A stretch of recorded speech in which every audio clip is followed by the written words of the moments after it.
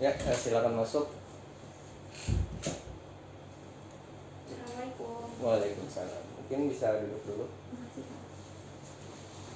Oke, tadi pegang mic-nya. Kita melakukan prosesnya sambil mengikuti.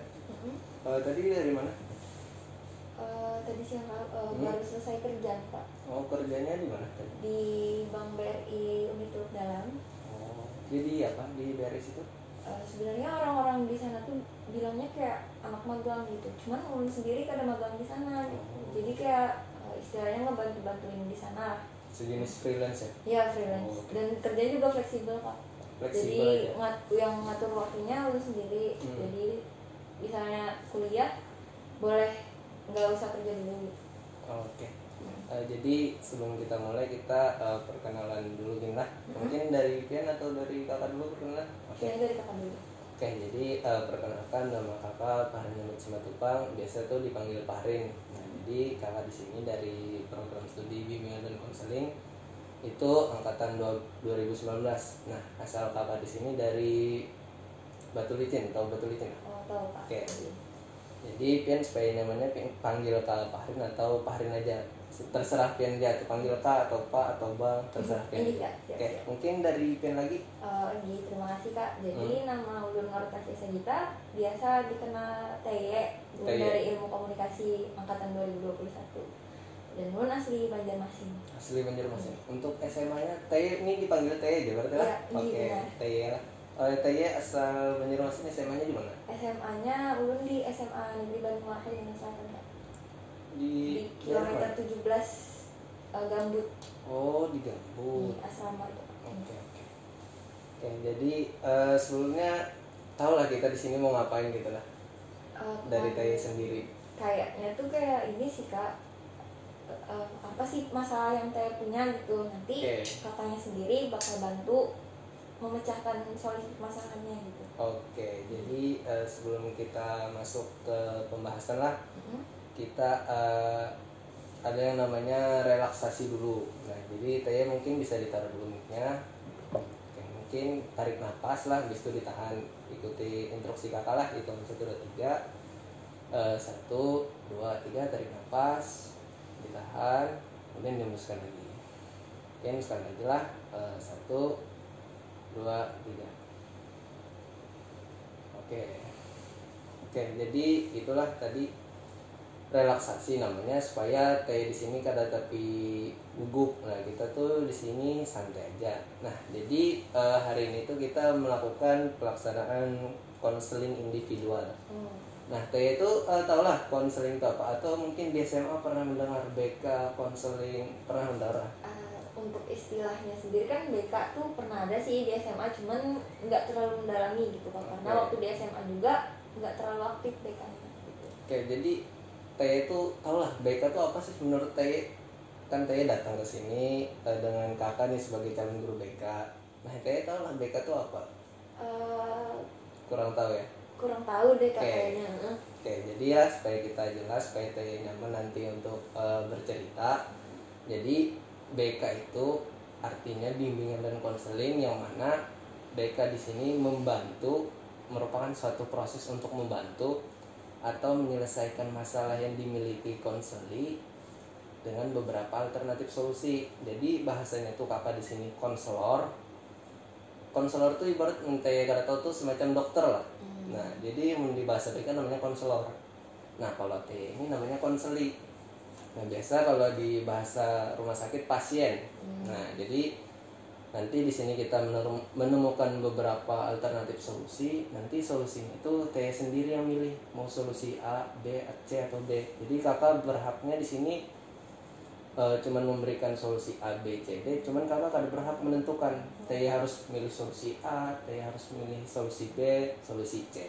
Jadi paham lah konselingnya. Jadi kayak memberikan opsi gitu ya. Oke, ya. Jadi kan Taya nanti ada masalah, kakak berikan solusi, nanti Taya yang milih solusinya. Nah, harapannya bisa membantu permasalahannya Taya sendiri. Oke.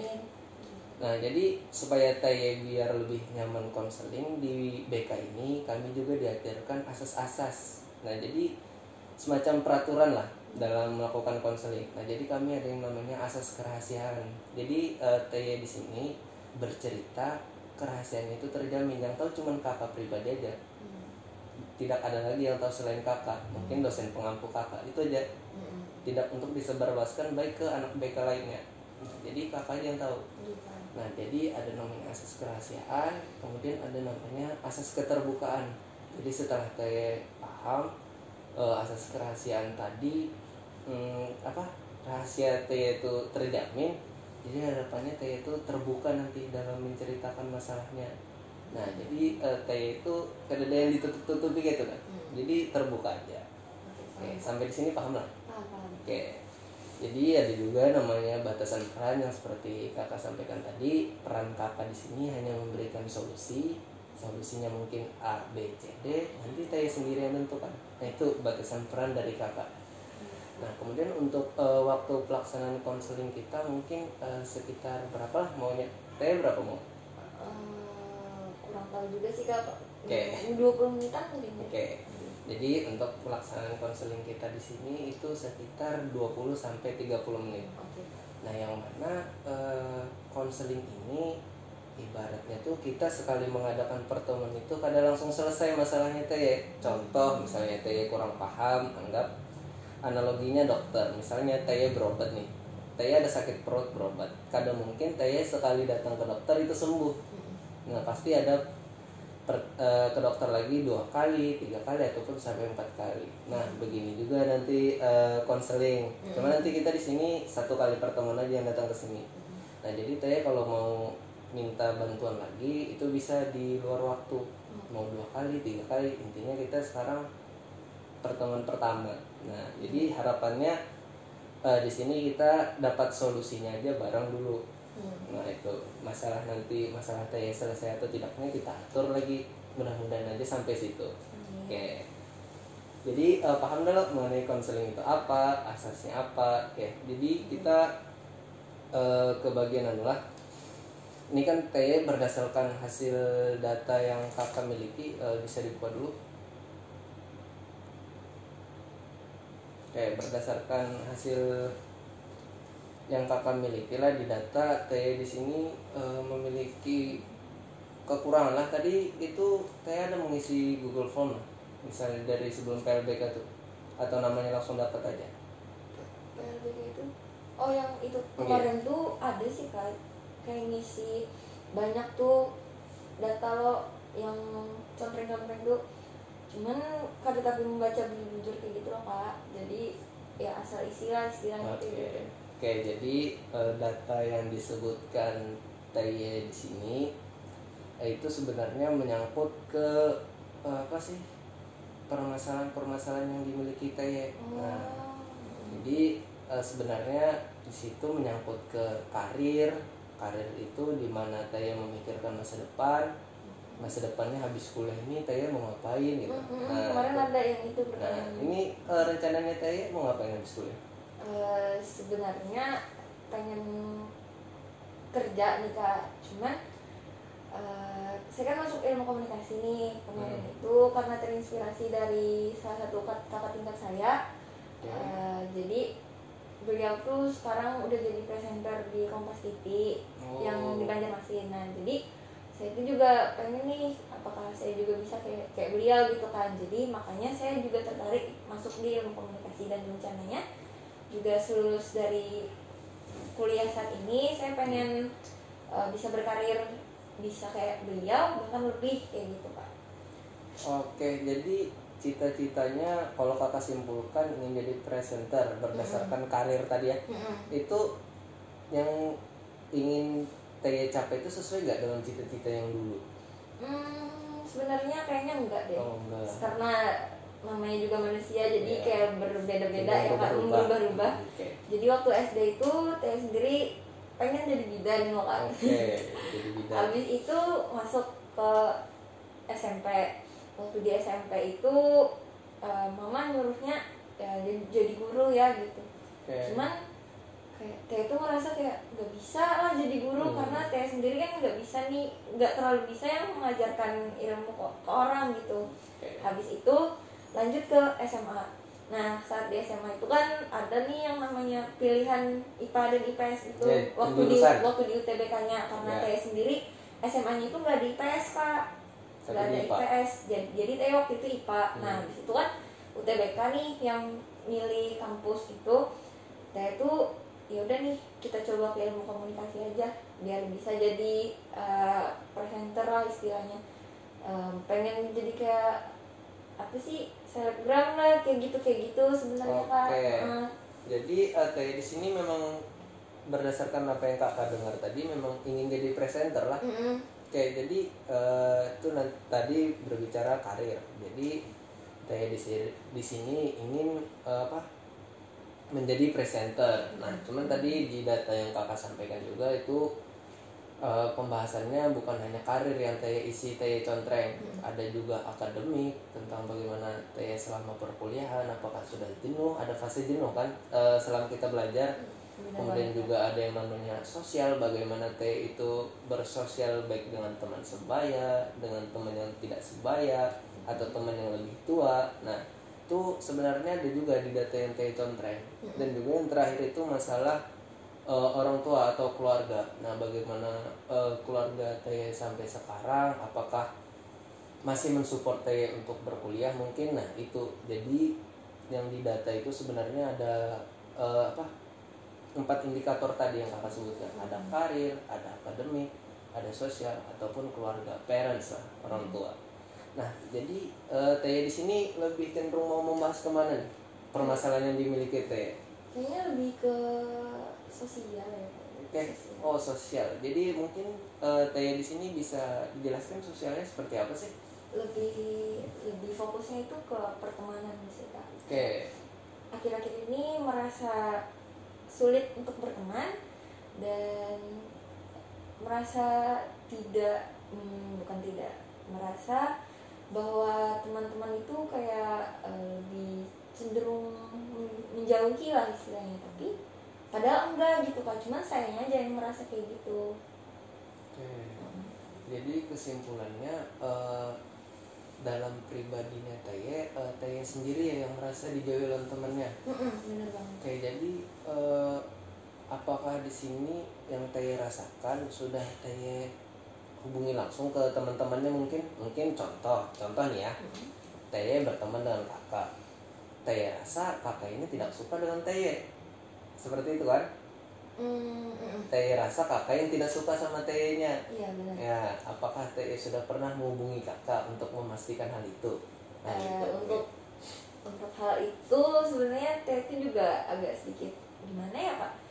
Misalnya kita nanya, kamu gak suka Kak sama aku kayak gitu kan nggak mungkin ya Kak ya. Yeah. Jadi ya udah, kalau dia emang pengen ngejauh, ya sekarang tuh kayak kalau mau ngejauh ya silahkan gitu, kalau mau tetap berteman ya ayo gitu. Oke.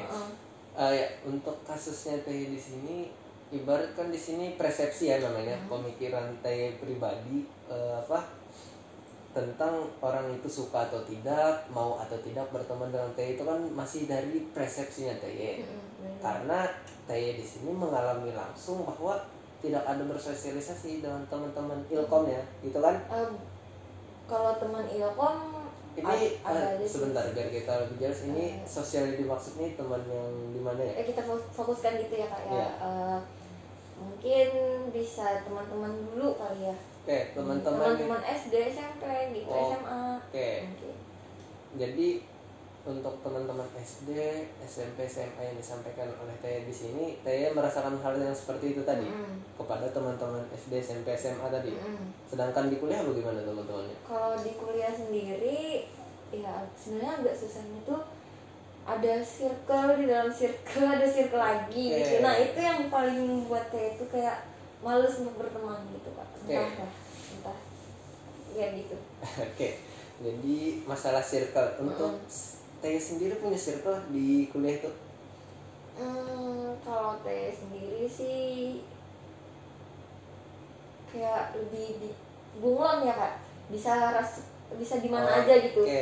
Cuman ya karena bisa di mana aja, jadi nggak punya temen yang kayak bener-bener bisa sedekat-dekatnya gitu loh Kak. Oke, jadi sampai sekarang Teh sudah masuk semester 2 nih ya, mau semester 3. Jadi selama mau semester 3 ini belum ada teman akrab selama kuliah, atau ada punya 1-2 orang? 1-2 orang. Ya. Ya, satunya tuh pacar saya sendiri. Oke. Satu prodi ini. Satu prodi, satu angkatan, satu kelas. Iya benar. Ah, Habis itu yang satunya lagi itu enggak yang bisa ketemu setiap saat gitu. Oke. Kan maksud saya di situ kayak saya tuh juga pengen lihat orang-orang yang kayak satu circle-nya jalan-jalan gitu Kak. Oke, Nah, paham. ya kayak gitu, mengerjain tugas bareng-bareng dan segala macamnya. Tapi saya sendiri tuh kayak nggak diajak. Habis itu kayak nggak punya lah temen yang kayak gitu. Oke. Jadi menurut kakak pribadi, yang pertama kakak pernah merasakan apa yang dirasakan TY mengenai punya pacar satu kelas, satu angkatan, Satu prodi. bahkan satu prodi gitu. Jadi memang sih kalau kita punya pacar itu kita agak susah untuk berteman. Soalnya contoh takutnya nanti itu kasus yang kakak alami itu teman-teman kelas kakak yang perempuan takut untuk bersosialisasi dengan kakak dengan persepsi mereka nanti. Takut pacarnya marah. Nah, takut pacarnya marah. Begitu juga sebaliknya yang laki-laki. Nah, jadi kakak kemarin itu yang pertama itu mungkin ini bisa solusi untuk TY karena di sini kakak untuk solusi yang dipakai ini berdasarkan Pengalaman pribadi gitu. pengalaman pribadi yang dikombinasikan dengan teknik BK namanya SFBC. Sebelumnya TY harus tahu dulu. Apa tuh SFBC itu jadi gini, analogi dulu ya supaya TY paham. Misal dokter mau menyembuhkan orang itu harus tahu dulu menyembuhkannya dengan cara apa. Entah itu mau diinfus, mau diamputasi, mau dioperasi, nah gitu. Jadi kan orangnya gitu. ya lebih ke metode atau teknik. Jadi yang kakak pakai di sini yang pertama itu SFBC, yang artinya Solution Focus Brief Counseling. Nah itu maksudnya jadi solusi yang kita hadirkan dalam waktu proses konseling yang singkat. Nah jadi konseling kita singkat, namun konseling kita singkat, namun solusinya ada gitu. Nah jadi itu SFBC. Jadi kita kembali ke masalah TY tadi itu susah memiliki teman lah. Oke, jadi di dalam BK ada namanya miracle juga. Miracle itu berangan-angan. Coba seperti inilah. Bayangkan, ini TY bayangkan atau angan-angankan kalau kondisi TY seperti ini terus ke depannya gimana? Bisa membayangkan. Atau beri waktu deh 15 detik bayangkan. Misalnya kondisi TY tidak ada teman sampai sekarang, apalagi naudzubillah TY-nya putus, tidak ada teman, kondisinya sampai lulus kuliah, bagaimana perasaan TY? Mungkin 15 detik kakak suruh berangan-angan dulu deh.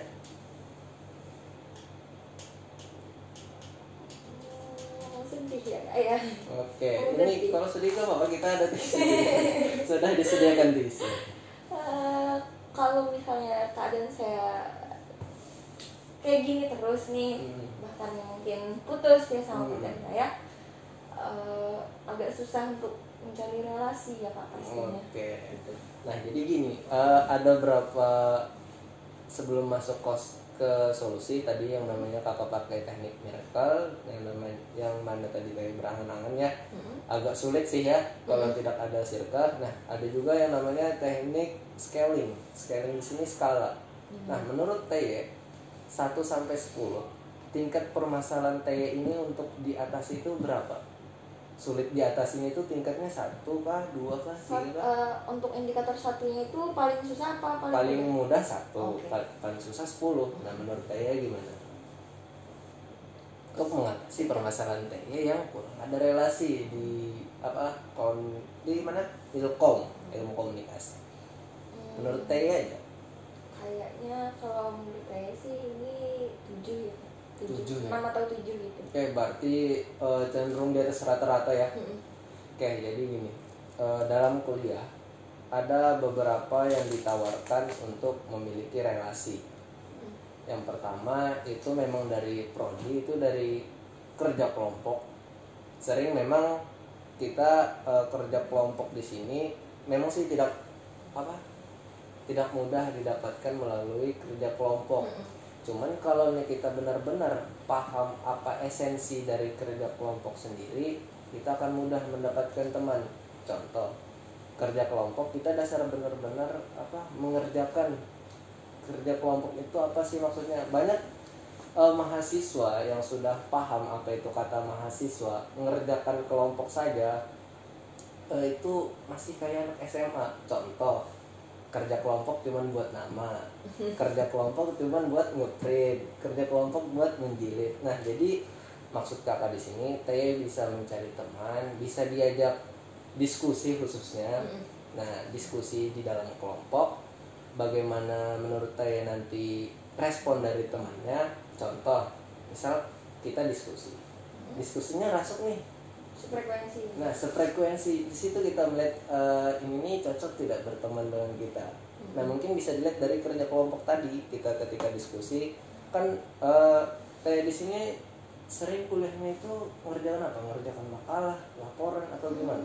Tugas-tugasnya sampai semester 2 sekarang. Untuk tugas itu kayaknya lebih banyak ke makalah ya kayaknya. Oke, jadi mengerjakan makalah itu kan ada beberapa bab tuh ya, baik itu pendahuluan, pembahasan maupun penutup. Nah, jadi kembali lagi, kayak diskusi dulu dengan temannya, lihat dulu bagaimana temannya itu respon Teh. Yang dilihat jangan akademiknya ya, karena di suatu perguruan tinggi pasti ada namanya orang pintar dan ada namanya orang yang kurang pintar. Jadi dilihat jangan akademiknya, tapi lihat bagaimana dia merespon Teh. Nah gitu. Jadi ketika Teh merasa, oh ini si A baik nih meresponku, coba aku cek pribadi deh, coba ajak berteman deh, gitu. Nah kalau mau lebih enak lagi, Teh di sini memang bertiga aja kah? Punya temannya di Ilkom? Atau sekadar teman itu ada, cuman yang akrab itu dikit, nah, gitu lah. FYI juga nih kak, Ya, sebenarnya Teh itu juga anak yang cukup aktif ya di kelas gitu. Teh sendiri sudah 2 semester ini menjabat sebagai ketua mata kuliah. Gitu. Abis itu jadi untuk teman sendiri tuh ya banyak aja sih kak teman ya istilahnya, tapi bukan teman yang bisa kita ajak curhat gitu kak, kita ajak bagaimana mengenal diri kita nggak mungkin kan oversharing ke orang gitu yang sekedar kenal aja gitu. Jadi ya orang yang kayak gitu yang kayak itu nggak punya gitu kan. Jadi memang benar-benar masih sedikit orang yang Teh anggap bisa untuk sharing supaya tidak over gitu kan maksudnya. Untuk teman-teman sendiri kan ini rasanya kalau kita flashback lah di awal-awal Teh masuk kuliah itu masih sifatnya online atau sudah offline ya? Waktu awal itu online. Full online. Memang sih banyak juga adik tingkat kakak lah angkatan 20, angkatan 21 mereka mengatakan itu memang susah mencari teman. Dasar mencari teman untuk curhat itu memang susah. Cuman mengenai solusi yang kakak tawarkan tadi mungkin bisa dari kerja kelompok, mungkin bisa jadi mungkin gini deh, kan saya di di ilmu komunikasi semester 2 itu berapa mata kuliah? Untuk saat ini ada 9 mata kuliah. Untuk jumlah mahasiswa Ilkom angkatan 2021 sekitar 140. Waduh, 140 pasti bagi 3 kelas ya? Oh iya benar. Soalnya kakak juga ada teman 4 kak. 4 kelas sampai D berarti? Iya. Waduh, kayak SMA lagi dong ya. Jadi dari 140 itu yang cuman nyangkut itu cuman 3 ya. Padahal Teh aktif di kelas. Jadi memang sih ya. Jadi Teh bisa solusi yang kakak tawarkan nanti Teh bisa lakukan di luar, cuman kakak di sini hanya menentukan ya. Jadi mungkin Teh nanti bisa melalui kerja kelompok tadi, bisa juga Teh melihat langsung teman-temannya selama 2 semester ini gimana gitu. Nah jadi kan tidak melalui kerja kelompok tapi yang namanya melalui observasi. Nah observasi Teh lihat dulu selama 2 semester ini kelakuan teman-temannya gimana, walaupun kebanyakan teman-teman itu pakai topeng. Nah di hadapan kita topengnya A, di belakang kita topengnya B, itu sangat hal yang lazim atau yang lumrah. Mungkin bisa nanti Teh observasi ya, dilihat dulu teman-temannya yang Teh rasa bagus itu mungkin bisa di CP ataupun di chat pribadi. Oke, jadi mungkin itu solusi yang bisa kakak tawarkan. Nanti Teh mungkin bisa menentukan yang mana, bisa mengimplementasikannya yang mana. Jadi kalau Teh di sini merasa kurang nih kak, ulun kurang kak, apa dapat solusi dari Pian. Nah, nanti kita bisa atur di luar lagi, di luar jam, entah itu Teh mau chat, mau telepon, insya Allah kalau kakak ada sibuk ataupun mau ketemu. Nah, nanti bisa aja sih kita atur jadwalnya. Nah, oke. Jadi mungkin ada lagi kah yang mau Teh sampaikan mengenai permasalahan Teh tadi? Sebenarnya udah cukup sih, solusinya juga lumayan bisa sedikit mencerahkan ya. Ya. Mungkin nanti bisa Teh praktekin secara langsung aja. Karena ada solusi yang terakhir itu karena Teh ilmu komunikasi ini sih cara kita memanajemen sih sebenarnya. Nah, itu kita masuk ke organisasi yang ada di ya benar ya, sebentar. Organisasi ada yang di kampus, di FISIP. Nah, yang kakak tahu di FISIP sendiri itu sudah ada apa namanya, organisasi seperti BEM. Pernah dengar BEM ya? Pernah.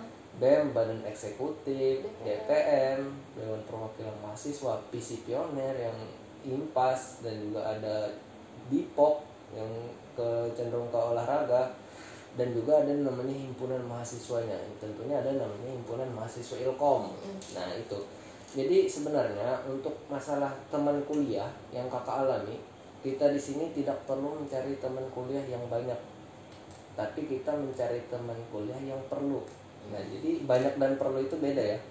Jadi kita perlu di sini Teh untuk mencari teman curhat tadi tidak harus satu prodi. Contoh kakak juga punya teman di prodi ya, kada banyak juga, paling 4-3 orang. Nah, itu. Jadi kalau mau cari teman curhat, jangan mengacu pada program studinya aja, dan mengacu pada anak ilkom aja, tapi Teh bisa masuk organisasi. Kalau Teh kakak rasa bisa aja masuk ke organisasi setingkat badan eksekutif ataupun dewan perwakilan mahasiswa. Kalau bisa jangan di tingkat FISIP lagi, di tingkat fakultas, naik ke tingkat universitas. Karena di universitas itu yang kakak alami, karena kakak sekarang lagi di BEM juga ya, di BEM universitas. Nah, itu kakak alami memang banyak budaya dari program studi yang berbeda. Nah, jadi di situ kita juga bisa menjalin relasi. Nah, bisa juga sering itu punya teman dalam organisasi, pasti ada satu nyangkut yang akrab, 1-2 orang pasti nyangkut.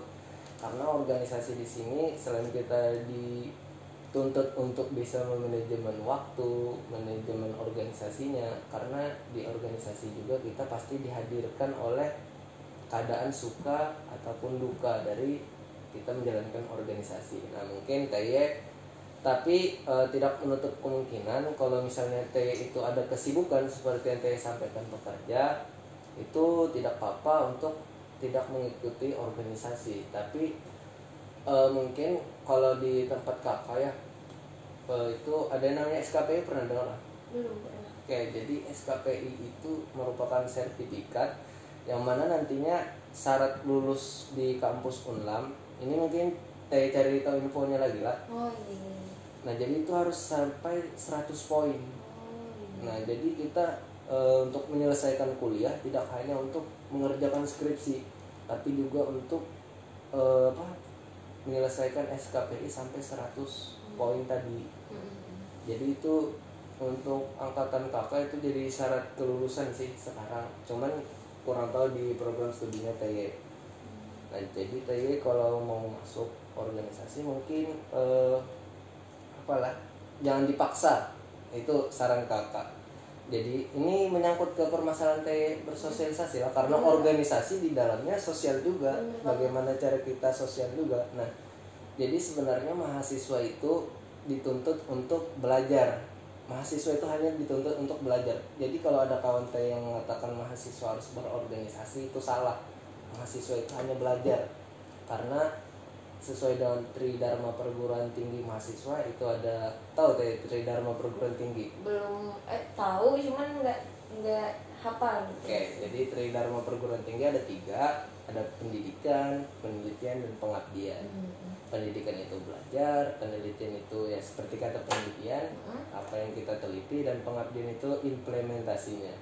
Nah kadang itu di organisasi bisa kita dapatkan. Nah baru kita flashback lagi lah sebelum kita akhiri nih. Nah jadi solusi yang terakhir itu dengan Taya masuk ke organisasi. Jadi organisasi bisa juga membantu Taya untuk menyelesaikan masalah Taya kesusahan bersosialisasi. Dari Taya public speakingnya kakak rasa bagus, cuman kalau sosialisasinya kurang kakak dalami gitu. Kayaknya ini sih kak, saya juga cukup nyesel sih kemarin tuh ada pendaftaran hima. Saya udah lolos nih sampai tahap wawancara. Cuman pas wawancaranya saya tuh nggak memilih untuk nggak berhadir di situ karena ada kegiatan di organisasi lain. Waktu itu. Taya organisasinya apa yang diaktif untuk sekarang? Sekarang tuh Kopma kak, cuman Kopma tahu Anita. Oke, Kak Anita, angkat BK. Oke. Cuman ya itu saya kurang serap ya. Kurang serap. Oke, itu tentang bagaimana cara Teh bersosialisasi aja lagi lah di organisasi. Oke, jadi mungkin kita cukupkan dulu ya untuk sesi proses konseling. Nanti Teh kalau misalnya kurang kita aturkan pertemuan lain. Oke, jadi sebelum kita akhiri mungkin kakak mau dengar dulu kesimpulan dari Teh, apa sih yang Teh dapatkan hari ini sebagai bahan pertimbangan kakak Teh itu memahami atau tidak gitu. Mungkin bisa disampaikan. Jadi hasilnya tadi kan ada beberapa solusi. Yang pertama adalah dengan kita melakukan kerja kelompok. Yang kedua adalah dengan kita observasi teman-teman secara langsung, dan yang ketiga adalah dengan mengikuti organisasi. Oke, jadi ada 3 ya, ada mungkin dari kerja kelompok, observasi, dan juga organisasi. Oke, mungkin sekian dulu ya. Atau masih kurang nih rasa Teh atau mungkin cukup? Udah cukup aja. Oke, jadi berdasarkan kesimpulan dari Teh tadi mungkin kakak cukupkan. Nanti kita kalau nih Teh merasa kurang, nanti kita atur pertemuan lain lagi ya. Iya kak, terima kasih banyak. Jadi kakak sangat berterima kasih Teh sudah mau datang jauh-jauh, sudah mau menyempatkan dari kesibukannya. Kakak ucapkan terima kasih banyak. Mungkin sekian kakak akhiri. Apabila kakak ada salah kata, salah hilaf, kakak mohon maaf. Mungkin kakak tutup ya dan ucapan salam. Wassalamualaikum warahmatullahi wabarakatuh. Waalaikumsalam warahmatullahi wabarakatuh. Oke, terima kasih lah. Terima kasih.